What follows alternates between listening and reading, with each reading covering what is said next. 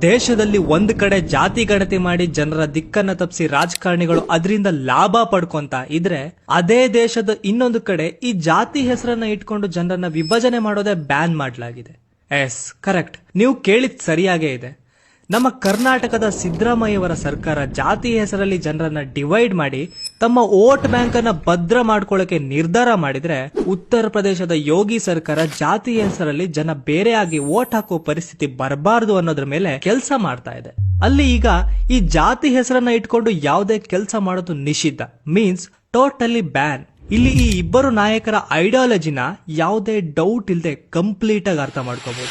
ಯಾರು ಜನರಿಗೋಸ್ಕರ ಕೆಲಸ ಮಾಡ್ತಾ ಇದಾರೆ, ಯಾರು ಜನ ಸಂಪಾದನೆ ಮಾಡೋ ಹಣನ ತಮ್ಮ ಜೇಬಿಗೆ ಹಾಕೊಳ್ಳೋಕೋಸ್ಕರ ಕೆಲಸ ಮಾಡ್ತಾ ಇದಾರೆ ಅನ್ನೋದು, ಇದನ್ನ ಯಾವುದೇ ಕನ್ಕ್ಲೂಷನ್ ಇಲ್ಲದೆ ಈಸಿಯಾಗಿ ಅರ್ಥ ಮಾಡ್ಕೊಳ್ಳೋಣ ಬನ್ನಿ. 2015ರಲ್ಲಿ ಇದೇ ಸಿದ್ದರಾಮಯ್ಯ ಅವರ ಸರ್ಕಾರ ಅಧಿಕಾರದಲ್ಲಿದ್ದಾಗ 162 ಕೋಟಿ ಈ ಜಾತಿ ಗಣತಿಗೆ ವ್ಯಯ ಮಾಡಿತ್ತು. ಇದರ ಫಲಿತಾಂಶ 0.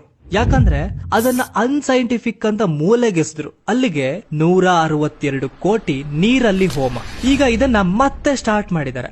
ಆದ್ರೆ ಈ ಸಲ ಇದಕ್ಕೆ 420 ಕೋಟಿ ವ್ಯಯ ಮಾಡ್ತಾ ಇದ್ದಾರೆ. ಇದ್ ಯಾವ್ದ್ರಿಂದನೂ ಸಹ ಜನಸಾಮಾನ್ಯರಿಗೆ ಒಂದು ನಯಾ ಪೈಸೆ ಕೂಡ ಲಾಭ ಇಲ್ಲ. ಇದರಿಂದ ಲಾಭ ಆಗೋದು ಮಾತ್ರ ಈ ಪೊಲಿಟಿಷಿಯನ್ಸ್ಗೆ.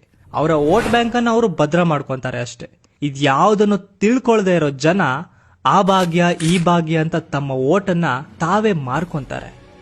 ಎಲ್ಲಿವರೆಗೂ ಈ ರೀತಿ ಕೆಟ್ಟ ವ್ಯವಸ್ಥೆ ಇರುತ್ತೋ ಅಲ್ಲಿ ತನಕ ಈ ದೇಶ, ಈ ರಾಜ್ಯ ಉದ್ಧಾರ ಆಗೋದಕ್ಕೆ ಸಾಧ್ಯನೇ ಇಲ್ಲ.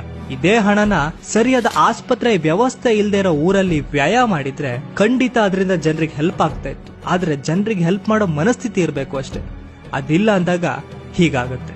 ಸೊ ಇದ್ರ ಬಗ್ಗೆ ನಿಮ್ಗೆ ಏನನ್ಸುತ್ತೆ ಅನ್ನೋದನ್ನ ಕಮೆಂಟ್ ಮಾಡಿ ತಿಳಿಸಿ. ಹಾಗೆ ಫಾಲೋ ಮಾಡ್ಕೊಳ್ಳಿ. Thank you.